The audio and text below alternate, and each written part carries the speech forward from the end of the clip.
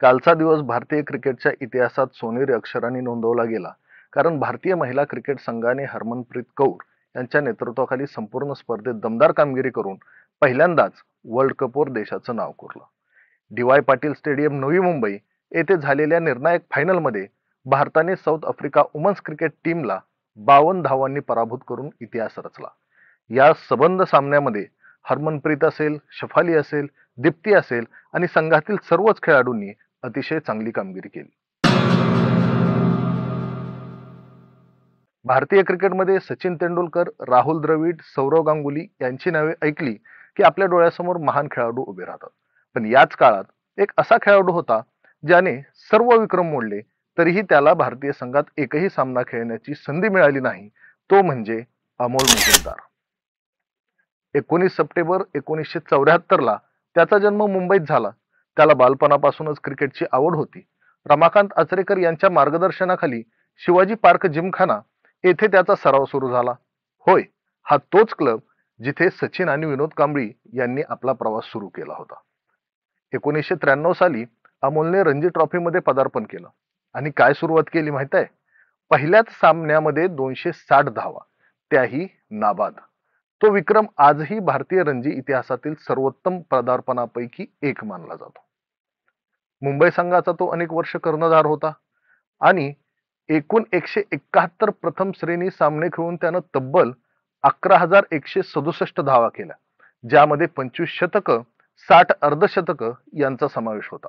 पण तरीही राष्ट्रीय निवडकर्त्यांच्या नजरेत तो दुर्लक्षितच राहिला. एकेकाळी अमोलला सचिन नंतर मुंबईचा सर्वात तंत्रशुद्ध फलंदाज असंही म्हटलं जायचं. पण त्याच काळी या संघामध्ये सचिन, द्रविड, गांगुली, लक्ष्मण अशा दिग्गजांची गर्दी होती आणि म्हणूनच त्याच्यासारख्या प्रतिभावान खेळाडूला कधीच कॉल आला नाही आणि त्याचं आंतरराष्ट्रीय क्रिकेट खेळण्याचं स्वप्न हे स्वप्नच राहिलं. पण अमोल इथेही थांबला नाही. त्याने आसाम, आंध्र, वेस्टर्न इंडिया या संघासाठी खेळत आपला प्रवास सुरूच ठेवला.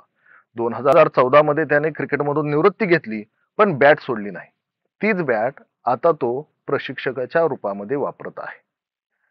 तो आज भारतीय महिला क्रिकेट संघाचा मुख्य प्रशिक्षक आहे आणि त्याच्याच मार्गदर्शनाखाली भारतीय क्रिकेट संघानं 2025 सालचा वर्ल्ड कप म्हणजेच विश्वविजेत्याचा किताब या ठिकाणी पटकावलेला आहे. हा क्षण केवळ संघाचा नव्हे तर अमोल मुजुमदार सारख्या शिस्तप्रिय आणि संयमी खेळाडूच्या आयुष्याचा शिखरबिंदू आहे. अमोल मुजुमदार भारतीय क्रिकेट संघासाठी खेळला नाही, आंतरराष्ट्रीय क्रिकेटमध्ये त्याचं पदार्पण झालं नाही, परंतु तरी देखील भारत देशासाठी काहीतरी करण्याची इच्छा म्हणून तो आज संघ घडवण्याचं कार्य करत आहे. हे नक्कीच प्रेरणादायी आहे. आणि एकूणच अमोल मुजुमदारची कहाणी सांगते की कधी कधी यश लगेच मिळत नाही, परंतु जर चिकाटी आणि शिस्त जर ठेवली तर एक ना एक दिवस ते नक्कीच मिळतं. अशीच कहाणी अमोल मुजुमदार याची, ज्यानं स्वतःसाठी नव्हे तर भारतासाठी जिंकण्याचं स्वप्न जगलं. व्हिडिओ आवडल्यास लाईक करा, शेअर करा, सबस्क्राईब करा आणि बेल आयकॉन दाबायला विसरू नका. धन्यवाद.